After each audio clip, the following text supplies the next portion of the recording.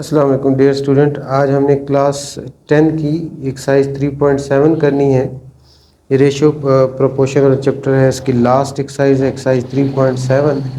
इसमें अब जो है हमारे डेली लाइफ के स्टेटमेंट में क्वेश्चंस हैं about proportions and ratios, inverse about variation. First question है the surface area A of a cube varies directly has the square of the length L of an edge and area a square units when L is equal to 3 units। अब इसमें क्या relation given है? The surface area A of the cube very directly has the square of the length L, यानी surface area of cube को वो vary करता है directly has the square of the length L। तो ये इसको हमने किस तरह लिखेंगे? क्वेश्चन नंबर 1, यानी सरफेस एरिया ए डायरेक्टली वेरी करता है तो डायरेक्टली आएगा इस तरह, किसके? Square of the length L. Square of the length क्या होगा? एल स्क्वायर आ जाएगा। अब यही दो चीज़ें इसमें हैं। अब हम पीछे जैसे हम एक्सरसाइज 3.2 3.5 में सीख चुके हैं कि जब भी हम प्रोपोर्शनैलिटी का साइन रिमूव करते हैं तो कांस्टेंट आता है, ये के एल स्क्वायर आ जाएगा। अब आपके पास एरिया गिवन है। अच्छा, इसमें यूनिट्स होती हैं, स्क्वायर यूनिट, लेंथ 3 यूनिट्स वो आखिर में आंसर के साथ लिख दें बस। यानी ए आपके पास एरिया गिवन है 27 स्क्वायर यूनिट। एरिया यूनिट हमेशा स्क्वायर ही होती है। और लेंथ आपके पास गिवन है 3 यूनिट, यानी जो भी यूनिट होगी एरिया की जो यूनिट होगी वही इसकी यूनिट होगी। और अब हमने के फाइंड आउट करना है तो ए इज इक्वल टू क्या आ जाएगा? के एल स्क्वायर आ जाएगा। तो ए की जगह क्या आ जाएगा? 27 आ जाएगा। और के की वैल्यू हमने फाइंड आउट करनी है और एल की वैल्यू कितनी है? 3 है। तो ये हमारे पास 27 इंटू 3K आ गया। अब यहाँ के साथ 3 मल्टीप्लाई हो रहा है तो हमने इसको रिमूव करना है, ख़त्म करना है, तो इसलिए बोथ साइड्स को 3 पे डिवाइड कर देंगे। 3 पे डिवाइड करेंगे, 3 1 ज़र 3 1 ज़र 3 1 ज़र 3 9 ज़र 27। तो के आपके पास कितना आ गया? 9 आ गया। के की यूनिट, के की वैल्यू क्या आ गई? 9। अब इसके आगे दो पार्ट्स हैं। के की वैल्यू आगे हमने फर्दर यूज़ करनी है। के की वैल्यू क्या आ गई? के की वैल्यू 9 है और एल आपके पास 4 यूनिट्स है, यानी एल गिवन है 4 यूनिट्स। और आपने जो है ए फाइंड करना है, ए के लिए फाइंड करनी है। तो ए का फार्मूला क्या है हमारे पास? रिलेशन क्या है? Which connect the L and K, that is A is equal to K L square. So the value of A 9 है, एल आपके पास 4 है, 4 का स्क्वायर हो जाएगा। Area is equal to 9 multiply 4 square, 4 4 ज़ा 16 और 16 9 ज़ार आपके पास 144। अब एरिया है तो इसलिए इसकी क्या लिखेंगे? स्क्वायर यूनिट, यानी एरिया की यूनिट स्क्वायर होती है हमेशा। तो ये आपके पास साथ इसको क्या लिखेंगे? स्क्वायर यूनिट्स लिख देंगे। उसके बाद इसके सेकंड पार्ट के लिए भी के की वैल्यू तो यूज़ होगी। के हमारे पास क्या है? हम फाइंड आउट कर चुके हैं, 9 है। और इसमें अब एरिया गिवन है 12 स्क्वायर यूनिट्स और हमने एल फाइंड आउट करना है। तो the relation which connect A and L, that is A is equal to K L square. This relation connect the value of area and length of the square. So the value of A is 12, the value of K is 9. We want to find L, the value of L square है, यहाँ L square आ जाएगा। अब ये आपके पास 12 is equal to 9 L square dividing both side by 9, 9 के साथ cancel हो जाएगा। तो L square आपके पास आ जाएगा 12/9। अब 3 3 ज़ार 3 4 ज़ार 12। L square is equal to आ गया आपके पास 4/3।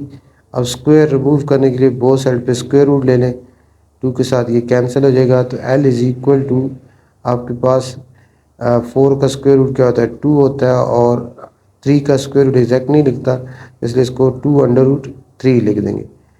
लेंथ पॉजिटिव ही होती है इसलिए प्लस माइनस नहीं लिखेंगे, लेंथ पॉजिटिव ही होती है तो इसकी 2/3 √3 यूनिट्स इसका आंसर हम लिख देंगे, यही इसका आंसर है। तो ये था क्वेश्चन नंबर 1। उसके बाद क्वेश्चन नंबर 2 है। क्वेश्चन नंबर 2 क्या है इसका? The surface area S of the sphere कैसी होती है? जैसे फुटबॉल या ये जो टेनिस बॉल होती है, फुटबॉल होती है, ये स्फेयर है। Vary directly has a square of the radius r, यानी सरफेस एरिया को इसने एस से रिप्रेजेंट किया है, वो डायरेक्टली वेरी करता है स्क्वायर ऑफ रेडियस आर के। तो उसके बाद हमें एस सरफेस एरिया गिवन है, आर गिवन है, ये दोनों, इन दोनों को यूज़ करते हुए हम के फाइंड करेंगे, और उसके बाद वो के यूज़ करते हुए और ये सरफेस एरिया 36 पाई यूज़ करते हुए आर फाइंड आउट करना है। बहुत इजी से क्वेश्चन हैं। अब इसमें क्वेश्चन नंबर यहीं कर लेते हैं इसको। क्वेश्चन नंबर 2, क्वेश्चन नंबर 2 में जैसे मैंने आपको दिखाया है कि सरफेस स्फेयर इस तरह जो गोल, जो जैसा बॉल है, फुटबॉल है, ये स्फेयर होती है, इसका ये रेडियस हो जाएगा। इसका जो सरफेस एरिया है एस, वो वेरी करता है directly as the square of radius R. Given है surface area S of the sphere varies directly has the square of radius R. इसको मैथमेटिकली कैसे लिखेंगे? एस डायरेक्टली प्रोपोर्शनल है आर स्क्वायर के। अब प्रोपोर्शनैलिटी का साइन रिमूव होगा तो एस इज इक्वल क्या हो जाएगा? के आर स्क्वायर हो जाएगा। अब आपके पास एस गिवन है, एस गिवन है, the value of s surface area 16 pi है, और the value of r is given, that is 2. With the help of these two values we can find the value of k.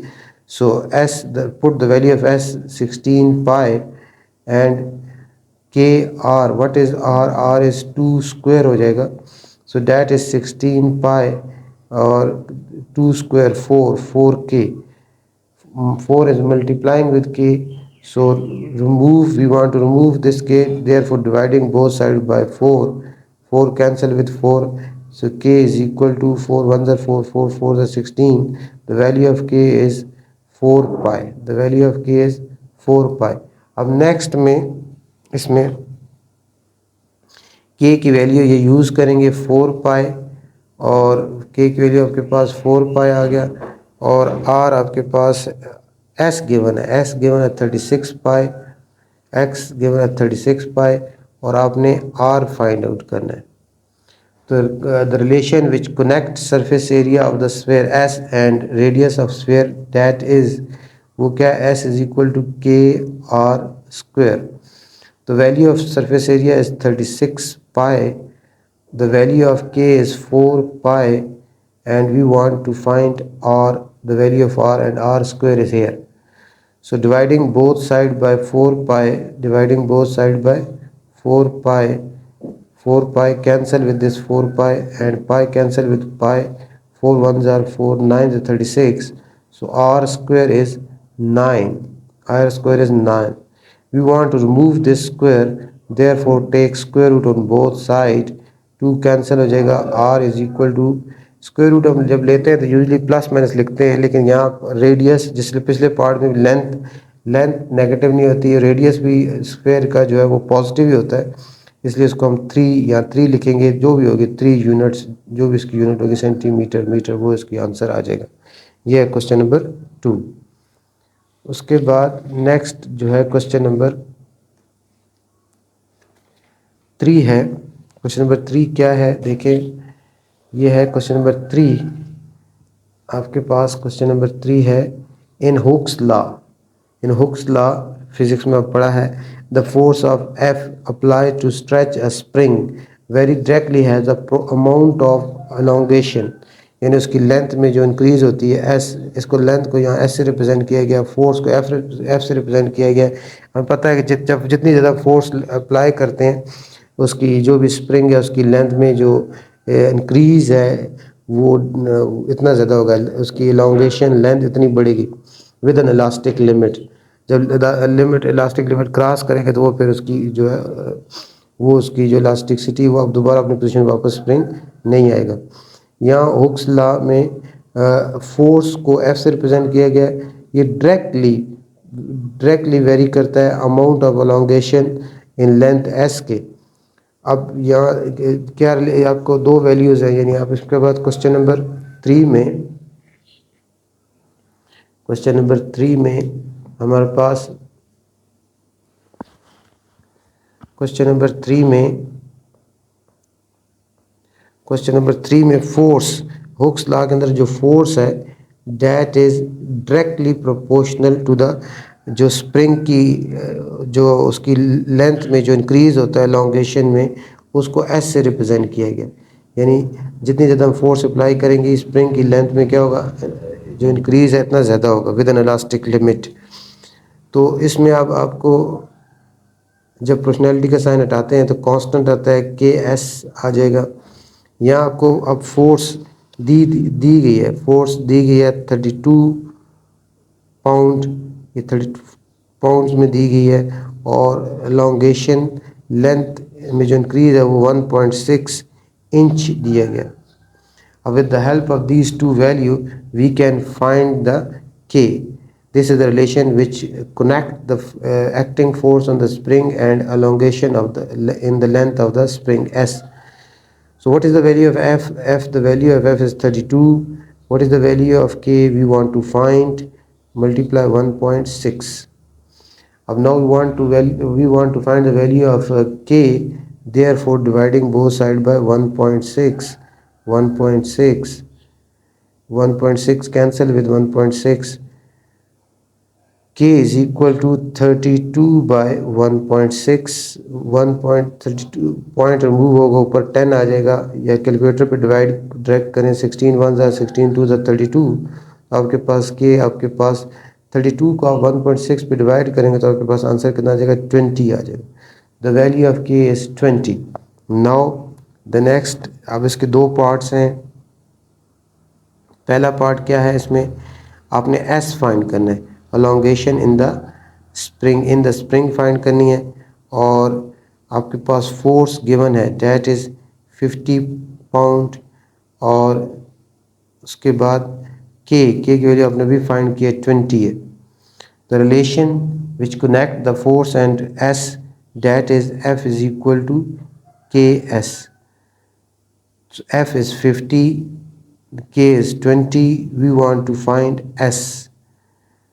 Dividing both side by 20, बहुत easy question है ये। 20 पे divide करेंगे, ये cancel, और S is equal to 0 0 के साथ cancel हो जाएगा। 5 को 2 पे डिवाइड करेंगे 2.5 इंच आ जाएगा। इसमें यहाँ इंच में इसमें आंसर दिया गया। उसके बाद जो सेकंड पार्ट है इसका, सेकंड पार्ट में आपको पास फोर्स आपने फाइंड करनी है, और आपको S 0.8 इंच दिया गया है, और K आप ऑलरेडी फाइंड कर चुके हैं 20। सो relation which connect S and K that is F is equal to KS. K is how much? K is 20 and S is how much? 0.8। इसको आप मल्टीप्लाई करेंगे तो पॉइंट रिमूव होगा, नीचे 10, 0 के साथ 0 कैंसिल, 8 2 16 पाउंड इसका आंसर आ जाएगा। तो फोर्स वैल्यू क्या आ जाएगी आपके पास, 16 पाउंड। तो इस तरह ये आपका क्वेश्चन नंबर 3 जो है कंप्लीट हुआ। उसके बाद क्वेश्चन नंबर 4 है, वो भी मैं आपके सामने रीड करता हूँ। वो क्या है, question number 4, the intensity I of light from a given source varied inversely as the square of the distance d। यानी इंटेंसिटी ऑफ लाइट को I से रिप्रेजेंट किया है। वो किसी सोर्स है, जो इंटेंसिटी ऑफ लाइट है, किसी सोर्स की लाइट की जो इंटेंसिटी है वो I है। वेरी इन्वर्सली, वो इन्वर्सली वेरी करती है। इन्वर्सली मतलब ये है कि जब डिस्टेंस इंक्रीज होता है तो इंटेंसिटी आपकी इंक्रीज होगी, और डिस्टेंस जब इंक्रीज होगा डिस्टेंसिटी क्या होगी, डिक्रीज होगी। उसके बाद आगे आपको इंटेंसिटी दी गई है 20 कैंडल पावर, डिस्टेंस 12 फीट दिया गया है।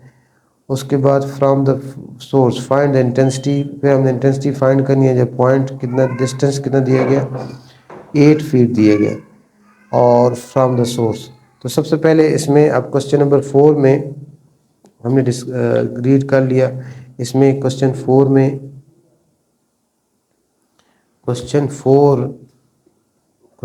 में इंटेंसिटी ऑफ लाइट, किसी सोर्स से जो इंटेंसिटी ऑफ लाइट है, किसी सोर्स की लाइट की जो इंटेंसिटी है आई, वो डायरेक्ट इन्वर्सली वेरी करती है। इन्वर्सली है, इन्वर्सली है, इन्वर्सली इसलिए इन्वर्सली किसकी वेरी करती है? Distance, distance as the intensity I of the light from given source vary inversely है the square of the distance D. यानी वो जो है जो उस लाइट सोर्स से जितना डिस्टेंस होगा उसके स्क्वायर के इन्वर्सली वेरी करती है। तो ये इंटेंसिटी ऑफ लाइट आई है, डिस्टेंस डी है, तो ये इसके स्क्वायर के क्या इन्वर्सली प्रोपोर्शनल है, इन्वर्सली वेरी करती है स्क्वायर ऑफ द डिस्टेंस की। इन्वर्सली जब होता है, मैंने पहले बताया था आपको 3.2 3.5 में कि 1/dat लिखेंगे, आई इन्वर्सली प्रोपोर्शनल 1/d²। डायरेक्टली होता तो बस ये ऊपर d² ही आता। अब आप प्रोपोर्शनैलिटी का साइन जब रिमूव करते हैं तो आपको पता है कांस्टेंट लगाते हैं, तो ये हमारे पास क्या आ जाएगा? kd² आ जाएगा। अब इसमें इंटेंसिटी दी गई है, इंटेंसिटी की यूनिट यहाँ दी गई है कैंडल पावर, तो 20 कैंडल पावर दी गई। इंटेंसिटी आपके पास 20 कैंडल पावर दी गई है पहले, और उसके बाद डिस्टेंस जो है फीट में दिया गया, डेट इज़ 12 फीट। इन दोनों को यूज़ करते हुए आपने के की वैल्यू जो कांस्टेंट है वो फाइंड करना है। रिलेशन आपके पास ये है I is equal to k/d²। The value of I is 20, the value of I is 20, 20/1 can be written. के हमने फाइंड करना है और डी हमारे पास है 12, 12 का स्क्वायर हो जाएगा, 12 स्क्वायर, ये हमारे पास 20/1 ही आएगा, और ये आपके पास k/12 स्क्वायर 144 होता है। अब क्रॉस मल्टीप्लिकेशन होगी, क्रॉस मल्टीप्लिकेशन होगी तो हमारे पास k की वैल्यू आ जाएगी 20 × 144। इसको मल्टीप्लाई करेंगे तो ये आपके पास 0882, ये k की वैल्यू आ गई। अब हमें सेकंड पार्ट में इसके जो सेकंड में क्या फाइंड करना है? फाइंड इंटेंसिटी, इंटेंसिटी फाइंड करनी है हमने, और आपको जो डिस्टेंस है फीट या यूनिट किसकी है? Distance, distance of source from the distance of the object from the candle source जो है उसका डिस्टेंस कितना है? वो है 8 फीट दिया गया है, 8 फीट, 8 फीट डिस्टेंस गिवन है, 8 फीट डिस्टेंस गिवन है। अब हमने इसमें 8 फीट डिस्टेंस गिवन है। अब हमने के की वैल्यू भी फाइंड आउट की है, के कितना है? 2880। फाइंड हमने आई करना है, तो आई इज इक्वल टू क्या हो जाएगा आपके पास? k/d²। The value of k is 2880 और divided by d², what value d² यानी 8 square. So I is equal to 2880 divide by 64, divide by 64। अब 2880 को 64 पे डिवाइड कर लेंगे तो डायरेक्ट आपके पास आंसर आ जाएगा। या इसकी जो 8 पे करता है, 8 8 ज़ार 64, 8 3 ज़ार 24 और फिर 48 बन जाएगा, 8 6 ज़ार 48, साथ 0 आ जाएगा। और ये जो है 8 पे फिर करता है, 8 1 ज़ार 8, 8 4 ज़ार 32 और 8 5 ज़ार 40। तो आई आपके पास डायरेक्ट आप 2880 को 64 पे डिवाइड करेंगे तो आपके पास 45 आंसर आ जाएगा। और ये इंटेंसिटी ऑफ लाइट है, इसलिए यहाँ उसकी यूनिट जो है दी गई है कैंडल पावर, तो ये हमारे पास इंटेंसिटी ऑफ लाइट आ जाएगी 45 कैंडल पावर। तो इस तरह ये क्वेश्चन 4 कंप्लीट हुआ। इसके बाद क्वेश्चन नंबर 5 है। क्वेश्चन नंबर इसके बाद हम क्वेश्चन नंबर 5 करेंगे।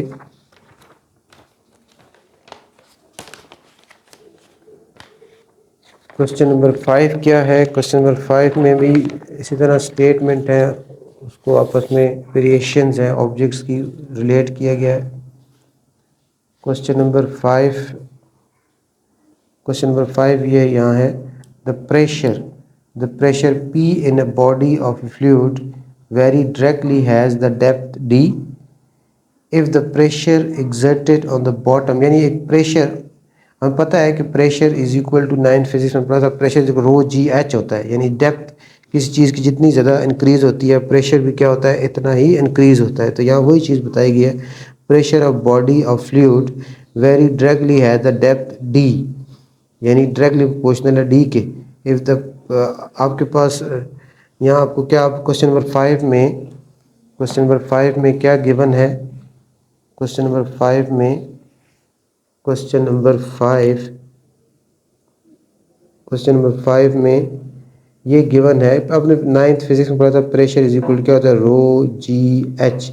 तो यहाँ से यहाँ हाइट है, डेप्थ है, वहाँ डेप्थ के लिए डी का लफ्ज़ यूज़ कर दिए, यानी इस रिलेशन में पता जी और रो और डेंसिटी और जी अगर कांस्टेंट हो तो प्रेशर डायरेक्टली प्रोपोर्शनल होता है डेप्थ के।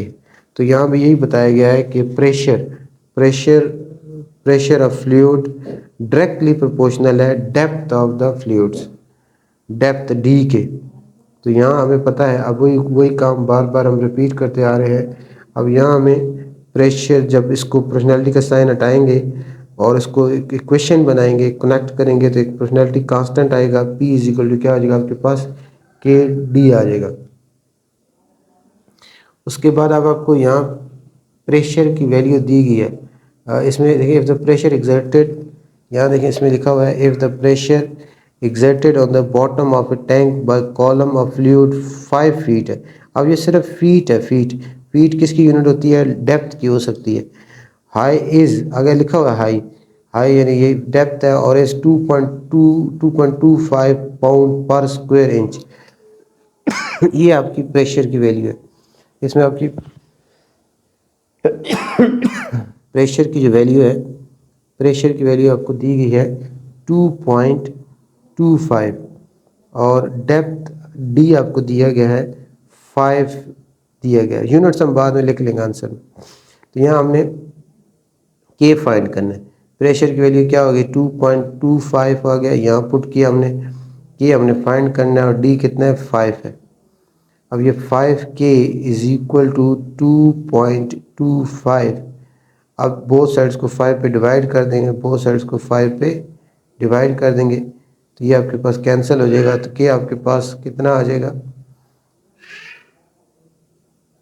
2.25 को आप 5 पे डिवाइड कर लेंगे, 2.25 को 5 पे डिवाइड करेंगे तो हमारे पास 0.45 आ जाएगा। उसके बाद नेक्स्ट है इसमें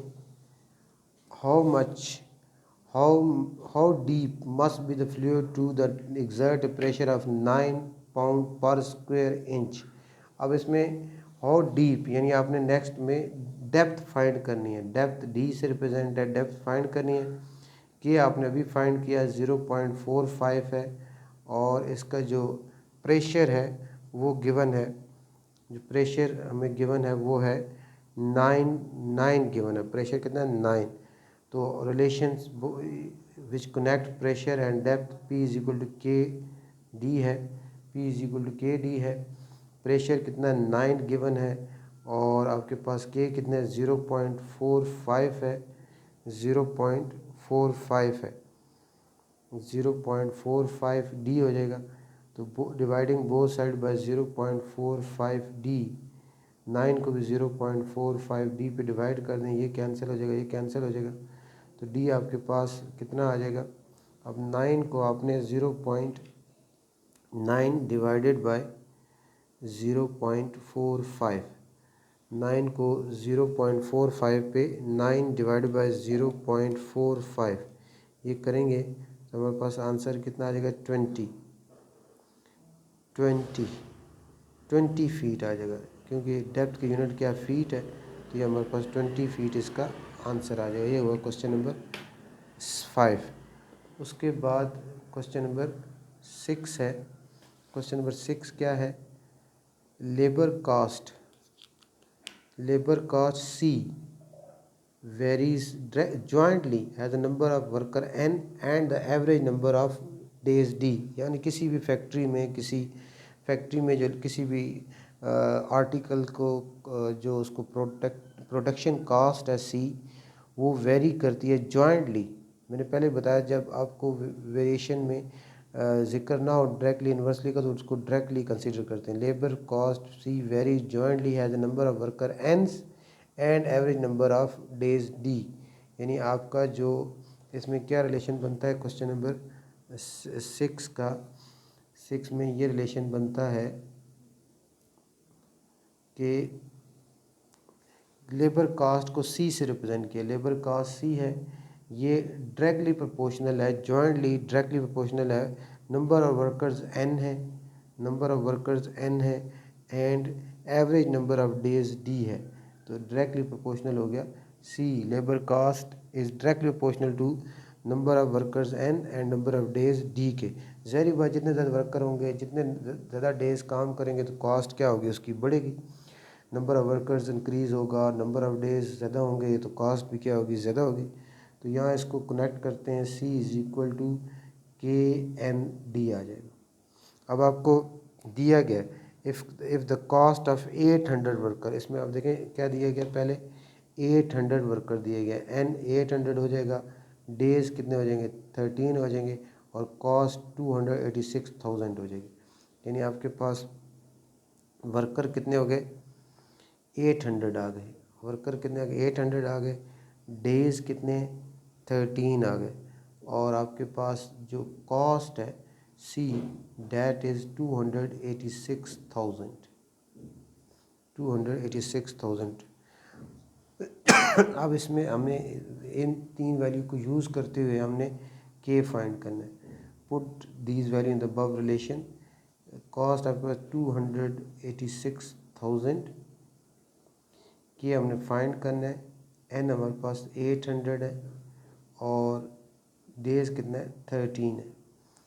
तो 286,000 और 13, इसको 1300, 13 8 ज़र कितना होता है, 8 3 ज़र 24, 2 कैरी 8 1 ज़र 8 और 2 10। तो ये हमारे पास 10,400 आ जाएगा। अब हमने के की वैल्यू फाइंड करनी है और के के साथ 10,400 मल्टीप्लाई हो रहा है, तो हमने बोथ साइड्स को हमने डिवाइड कर देना है 10,400 से। बोथ साइड्स को 10,400 पे डिवाइड करेंगे, 10,400 पे बोथ साइड्स को डिवाइड कर लेंगे, ये सारा कैंसिल हो जाएगा।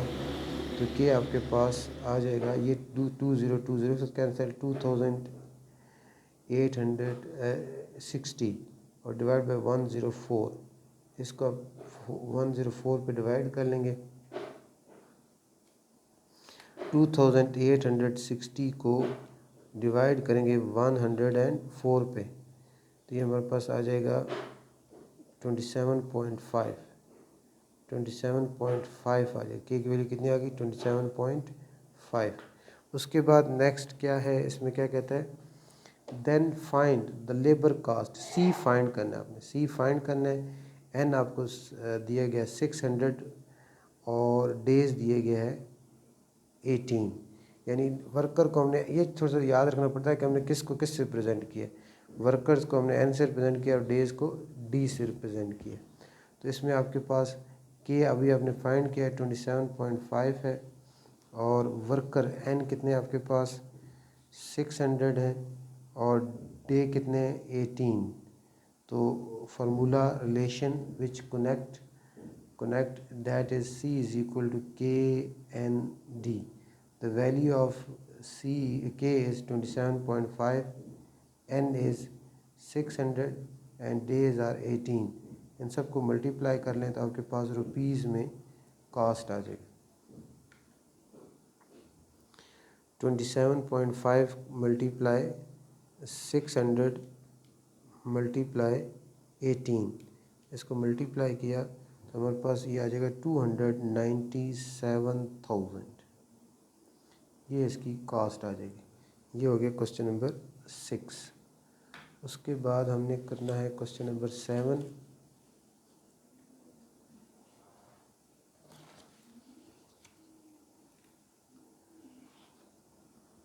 क्वेश्चन नंबर 7 क्या है? The supporting load C of a pillar very directly has the fourth power of its diameter D and inversely has the square of its height L. यहाँ अब दो यानी कंबाइन वेरिएशन है, यानी supporting load C of pillar, यानी supporting load को C present किया है ऑफ पिलर वेरी डायरेक्टली, वो डायरेक्टली वेरी करता है fourth power of its diameter, यानी डायमीटर की फोर्थ पावर के। और दूसरा and inversely has the square of its height L. Height को ये रिमेंबर कर लें, लोड को सी से रिप्रेजेंट कर रहा है इस न्यूमेरिकल में, इस क्वेश्चन में डायमीटर को डी से रिप्रेजेंट कर रहा है और हाइट को एल से रिप्रेजेंट कर रहा है, हाइट को एल से रिप्रेजेंट कर रहा है। तो इसमें क्या कहा गया है क्वेश्चन नंबर 6 में ये कहा गया है कि सपोर्टिंग लोड सी जो है वो वेरी करता है directly has the fourth power of diameter, यानी सपोर्टिंग लोड ये डायरेक्टली प्रोपोर्शनल है fourth power of its diameter. Fourth power of diameter मतलब है डी पावर 4, और इन्वर्सली है सी इन्वर्सली है किसके? As the square of its height, square of its height L, यानी सी इन्वर्सली प्रोपोर्शनल है एल स्क्वायर के। ये जो लिखा हुआ था the supporting load C of the pillar vary directly has fourth power of its diameter और inversely has the square of its height, इसको हमने मैथमेटिकली सिंबल यूज़ करते इस तरह लिख लिए। अब इन दोनों को कंबाइन करें तो सी प्रोपोर्शनल हो जाएगा D4/L स्क्वायर। अब जब इस तरह प्रोपोर्शनैलिटी होती है तो जो न्यूमरेटर में होता है उसके वो डायरेक्टली प्रोपोर्शनल होता है और डिनोमिनेटर में जो होता है उसके क्या होता है, ये इन्वर्सली प्रोपोर्शनल। तो उसके क्या होता है, ये इन्वर्सली प्रोपोर्शनल होता है। तो अब इसमें अब इस प्रोपोर्शनैलिटी का साइन जब रिमूव होगा तो C इज इक्वल टू के D⁴/L स्क्वायर। अब इसके बाद आगे वैल्यूज़ दी गई हैं। अब देखें क्या दिया गया, ए पिलर ऑफ डायमीटर 6 इंच, यानी डायमीटर को हमको D से रिप्रेजेंट किया था तो D आपके पास कितना आ गया 6 इंच है। यूनिट ना लिखें, यूनिट बस आखिर में आंसर में लिख देते हैं 6 इंच। एंड हाइट कितनी है 30 फीट है। हाइट को किस से रिप्रेजेंट किया आपने L से, तो L कितना है हमारे पास 30 फीट है, यूनिट ना लिखें। और उसके बाद इसमें जो है आपके पास feet will supported load of 63 ton, यानी लोड जो आपके पास C जो है C कितना है 63 टन है। यूनिट यहाँ बिल्कुल ना लिखें, आखिर में बस आंसर का यूनिट लिख दें। अब इनको यूज़ करते हुए D की वैल्यू को, L की वैल्यू को और C की वैल्यू यूज़ करते हुए हमने K फाइंड करना है। तो रिलेशन क्या है, C इज इक्वल टू के D⁴/L स्क्वायर। तो यहाँ हमारे पास C कितना है 63, C कितना है 63 है, K हमने फाइंड करना है और D⁴ है और D कितना है D6 है तो 6⁴ हो जाएगा और नीचे L स्क्वायर है, L is how much, L is 30, ये 30 का स्क्वायर हो जाएगा। अब ये 63/1 आ जाएगा और 6⁴ आप फाइंड कर लेंगे।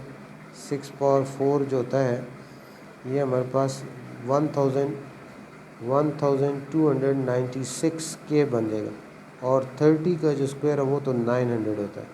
30 का स्क्वायर कितना आ गया 900। अब क्रॉस मल्टीप्लिकेशन होगी तो 1296 के इज़ इक्वल टू 900 × 63 हो जाएगा।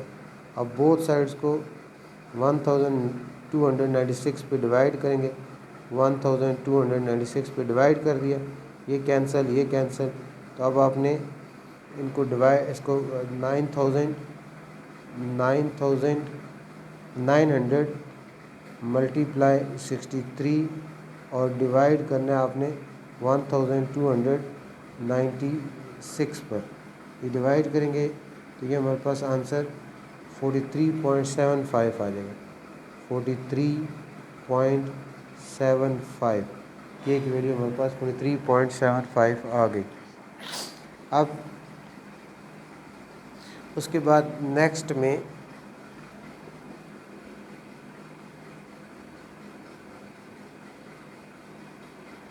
ये क्वेश्चन नंबर 7 है। ये क्वेश्चन नंबर हम जो कर रहे हैं वो कौन सा, क्वेश्चन नंबर 7।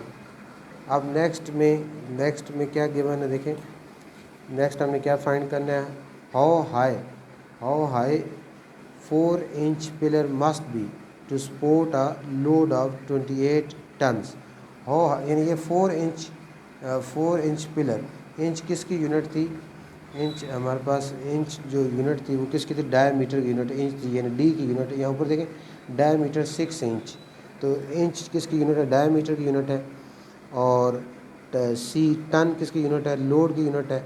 तो इसमें हमने क्या फाइंड करना है, एल फाइंड करना है। इसमें क्या फाइंड करना है, एल। तो हमारे पास इसमें अब क्या गिवन है, हमारे पास जो है डायमीटर गिवन है, डायमीटर गिवन है 4, और के की वैल्यू हमने फाइंड की है 43.75। और इसमें सी गिवन है, 28। हमने फाइंड क्या करना है, हमने एल फाइंड करना है, तो हमारे पास रिलेशन क्या है, सी इज इक्वल टू के, इसमें डायमीटर 4 इंच गिवन है, के की वैल्यू 43.75 है, और लोड जो है 28 टन गिवन है। लेंथ फाइंड करनी है, हाई उसकी जो लेंथ है वो फाइंड करनी है। तो फार्मूला क्या है, सी इज इक्वल के D power 4 by L square. अब इसमें वैल्यूज पुट कर लेंगे। सी की वैल्यू कितनी है, 28 है, 28 बाय 1 हो जाएगा 40। के की वैल्यू क्या है, 43.75 है, और डी आपके पास 4 है, 4 पावर 4 हो जाएगा, और नीचे एल स्क्वायर, एल फाइंड करना है हमने।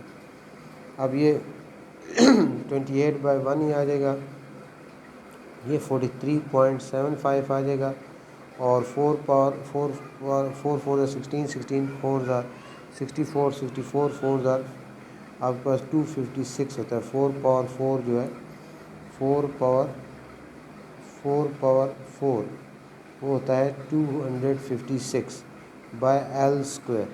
अब नेक्स्ट स्टेप में ये 28 बाय 1 ही आ जाएगा, इसको 256 को मल्टीप्लाई करेंगे 43.75 से, तो ये हमारे पास 11,200 आ जाएगा, डिवाइड बाय एल स्क्वायर है।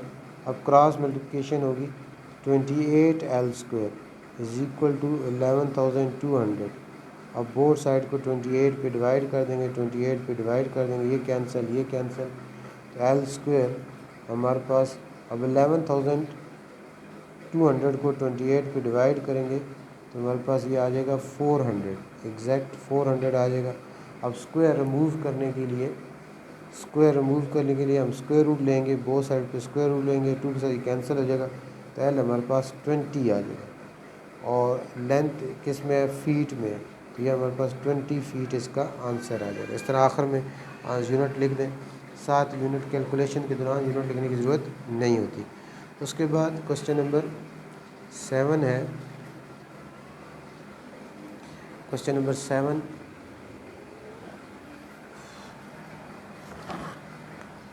क्वेश्चन नंबर 8 है। क्वेश्चन नंबर 8 क्या है, the time t required for elevator to lift a weight very jointly has a weight W and lifting depth D very inversely as a power of P of the motor। यहाँ आप ये जो lift होती है उसकी discussion है, यानी क्या कहते हैं, time period, time required for elevator to lift a weight vary jointly as a weight and lifting depth D के, यानी इसके जॉइंटली वेरी करता है, और यानी ये डायरेक्टली वेरी करता है, यानी टाइम डायरेक्टली प्रोपोर्शनल है वेट एंड लिफ्टिंग डेप्थ के, और इन्वर्सली प्रोपोर्शनल है पावर ऑफ मोटर के। यानी आपको पता है, आपको ज़ाहिर बात है, जितना ज़्यादा वेट होगा और जितनी ज़्यादा डेप्थ से लिफ्ट ने ऊपर जाना होगा, वो वेट ज़्यादा होगा तब भी टाइम ज़्यादा लगेगा, लिफ्ट को ऊपर टाइम ज़्यादा लगेगा, टाइम ज़्यादा कंज्यूम होगा। और अगर डेप्थ ज़्यादा होगी, ज़्यादा डेप्थ तक जाना है या हाइट तक जाना है, तब भी टाइम क्या होगा, ज़्यादा होगा। और इन्वर्सली प्रोपोर्शनल है पावर ऑफ मोटर के, यानी मोटर की पावर जितनी ज़्यादा होगी मोटर की पावर अगर ज़्यादा होगी तो टाइम कम लगेगा, और मोटर की पावर कम होगी तो टाइम क्या होगा, ज़्यादा लगेगा। यानी पावर ऑफ मोटर के इन्वर्सली प्रोपोर्शनल है, वेट के और डेप्थ के क्या है, डायरेक्टली प्रोपोर्शनल है। तो ये है क्वेश्चन नंबर 8। इसमें अब इसको रिलेशन बनाने हमने क्वेश्चन नंबर 8 का।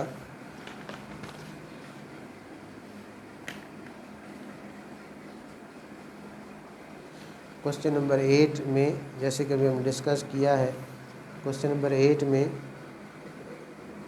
जो टाइम है, time required to lift elevator to lift for an elevator to lift a weight vary jointly as weight W and lifting depth D।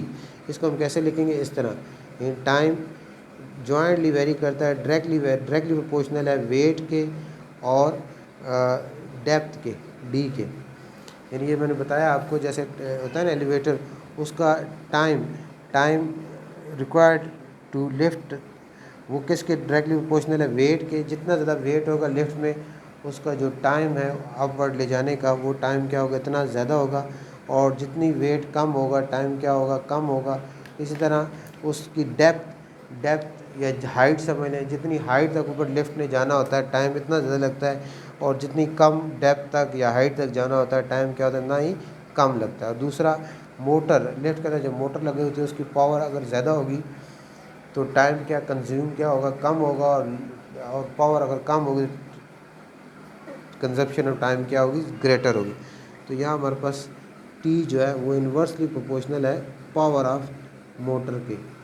अब इन दोनों को कंबाइन कर लें, इन दोनों को कंबाइन करेंगे तो t is equal to proportional to डब्ल्यू डी बाई पी। अब t is equal to k डब्ल्यू डी बाई पी। अब इसमें टी टाइम पीरियड है, डब्ल्यू वेट है, डी डेप्थ है, और पी जो है उस मोटर की पावर है। अच्छा, अब इसमें गिवन है, देखिए पहले आप क्या गिवन है, इफ़ 25 सेकेंड है, 25 सेकेंड टाइम हो गया, यानी टाइम आपके पास कितना आ गया, 25 सेकेंड्स आ गया। टाइम 25 सेकेंड आ गया। Required for 4 horse power motor, यानी इसमें पावर की मोटर की जो पावर है वो 4 हॉर्स पावर है, 4 horse power motor to lift 5000 pound.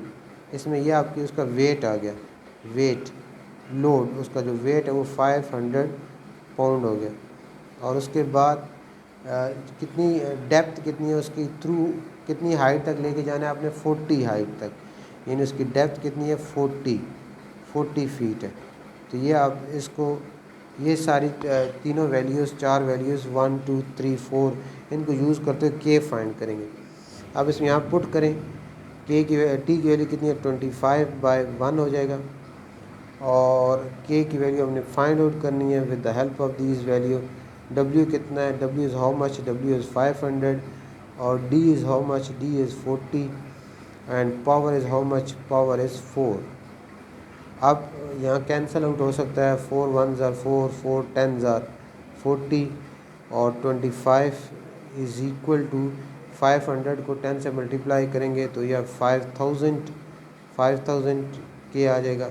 अब बोथ साइड को 5000 पे डिवाइड कर देंगे, 5000 पे डिवाइड कर दिया, ये 5000 कैंसिल हो गया, तो के आपके पास कितना आ गया, 25 1s आर 25, 25 2s आर 50, और साथ 2 ज़ीरो आ जाएगा, 1/200। इसकी एक वैल्यू कितनी आ गई, 1/200 आ गई। अब इसमें नेक्स्ट में क्या करना है, देखें आगे क्या लिखा हुआ है, व्हाट पावर मीन, हमने पावर फाइंड करना है, पी हमने फाइंड आउट करना है। उसके बाद is required, what power is required to lift 800 pound. तो ये हमारे पास वेट आ गया, वेट कितना है, 800 पाउंड हो गया। और उसके बाद नेक्स्ट देखें, थ्रू 120 फीट, यानी डी आपके पास कितना आ गया, 120 फीट आ गया। और उसके बाद इन 40 सेकेंड्स, टाइम कितना है हमारे पास,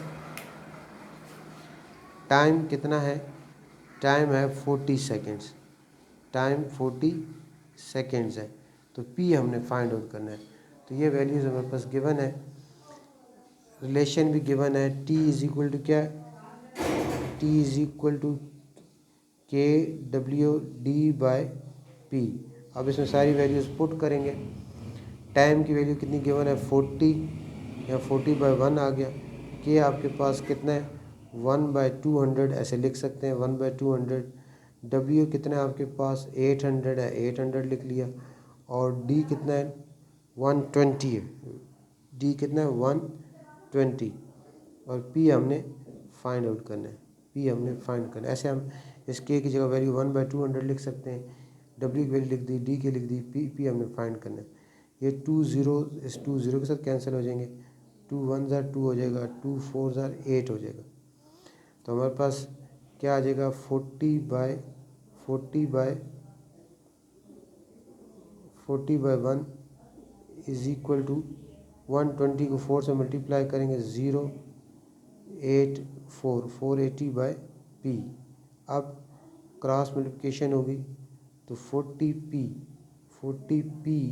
इज इक्वल टू 480। अब पी पावर फाइंड करनी है, बोथ साइड को 40 पे डिवाइड करेंगे, 40 पे डिवाइड कर दिया, 40 कैंसिल हो गया, 0 के साथ 0 कैंसिल हो गया।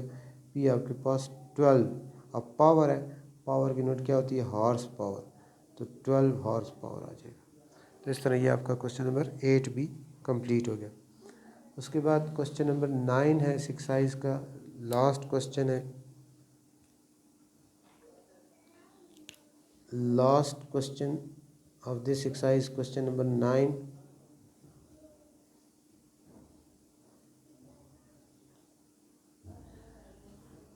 क्वेश्चन नंबर 9 क्या है देखें, क्वेश्चन नंबर 9 हम रीड करते हैं। क्वेश्चन नंबर 9 क्या है, द किनेटिक एनर्जी, पता है आपको kinetic energy, the kinetic energy of body vary jointly है the mass m of the body and the square of its velocity v।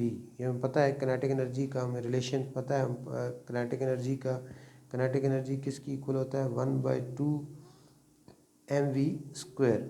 तो ये किनेटिक एनर्जी जो है यहाँ किनेटिक एनर्जी, इसको देखें, kinetic energy of body vary jointly as the mass m of the body and square of its velocity v। इसको हम कैसे लिखेंगे, kinetic energy वेरी करती है जॉइंटली या डायरेक्टली, पहले भी जिक्र कर चुका हूँ, समझा चुका हूँ कि डायरेक्टली इन्वर्सली का जिक्र डायरेक्टली होता है mass m and square of velocity v, ये हो गया। अब जब पर्सनैलिटी का साइन रिमूव होगा तो यहाँ क्या आएगा के mv²। अब हमें किनेटिक, अब देखें इसमें किनेटिक एनर्जी दी गई है, if the kinetic energy is 4320 feet पर पाउंड, यानी किनेटिक एनर्जी की वैल्यू हमारे पास दे दी गई है 4320 और मैस दी गई है 45 पाउंड, मैस दी गई है 45 पाउंड और वेलोसिटी दी गई है 24 फीट पर सेकंड, फीट पर सेकंड्स। अब हमने के की वैल्यू फाइंड करनी है। अब देखें यहाँ किनेटिक एनर्जी कितनी है 4320 और के हमने फाइंड आउट करना है। मैस कितनी है हमारे पास 45 है, यहाँ यूनिट लिखने की ज़रूरत नहीं होती, मैस कितनी है 4500 और के आपके पास वी है आपके पास 24, तो 24 का स्क्वायर ले लेंगे। अब ये आ जाएगा 4320 और के 45 और 24 का स्क्वायर, 24 का स्क्वायर हमारे पास कितना होता है 24 का स्क्वायर हम लेंगे 24 स्क्वायर, ये हमारे पास 576 आ जाएगा, 576। अब ये क्या आ गया 4320 और इसको 576 को मल्टीप्लाई करना है हमने 45 से, ये 45 से मल्टीप्लाई करेंगे, इसको इसके साथ मल्टीप्लाई किया तो हमारे पास ये आ गया 25,920 के। अब ये 25,920 के इज इक्वल टू 4320। अब बोथ साइड्स को 25,920 पे डिवाइड कर देंगे। 25,920 पे डिवाइड करेंगे तो हमारे पास के की वैल्यू आ जाएगी। हमने क्या करना है, 4,320 को डिवाइड करना है 25,920 पे। ये डिवाइड करेंगे तो हमारे पास के की वैल्यू क्या आ जाएगी, 1/6 आ जाती है। 1/6 के की वैल्यू 1/6 आ गई। उसके बाद अब नेक्स्ट देखें, नेक्स्ट में क्या कहता है, डिटरमाइन द किनेटिक एनर्जी, यानी आपने किनेटिक एनर्जी फाइंड करनी है। और उसके बाद एनर्जी ऑफ 3000 पाउंड, ये उसकी मैस है। मैस कितनी है, 3000 पाउंड है। और उसके बाद क्या गिवन है, स्पीड जो गिवन है वो 44 फीट पर सेकेंड है। स्पीड है 44 फीट पर सेकेंड। अब हमने इसकी किनेटिक एनर्जी फाइंड करनी है। किनेटिक एनर्जी का जो हमने कनेक्शन निकाला वो क्या, kinetic k is equal to m v square. अब के की वैल्यू कितनी है, 1/6 है। एम कितना आपके पास 3000 है। उसके बाद वी का स्क्वायर यानी 44 का स्क्वायर आ जाएगा। अब ये 6 1 ज़र 6, 6 5 ज़र 30 यानी 500 आ जाएगा। 500 मल्टीप्लाई 44 का स्क्वायर, 44 का स्क्वायर लेंगे हम। 44 का स्क्वायर हमारे पास आ गया 1936। इसको मल्टीप्लाई करेंगे 500 से। इसको जब 500 से मल्टीप्लाई करेंगे तो किनेटिक एनर्जी हमारे पास आ जाएगी 968,000 किनेटिक एनर्जी आ जाएगी। और इसकी यूनिट क्या होगी, फीट पर पाउंड होगी। फीट पर पाउंड हो जाएगी। ये किनेटिक एनर्जी की यूनिट वही लगानी है जो कि आपकी क्वेश्चन के अंदर गिवन होगी। वो आंसर आखिर में क्वेश्चन के साथ जो आंसर के साथ है 500 के साथ मल्टीप्लाई किया तो 968,000 फीट पर पाउंड आपके पास आ गए। और ये यूनिट आपको क्वेश्चन के अंदर गिवन होती है।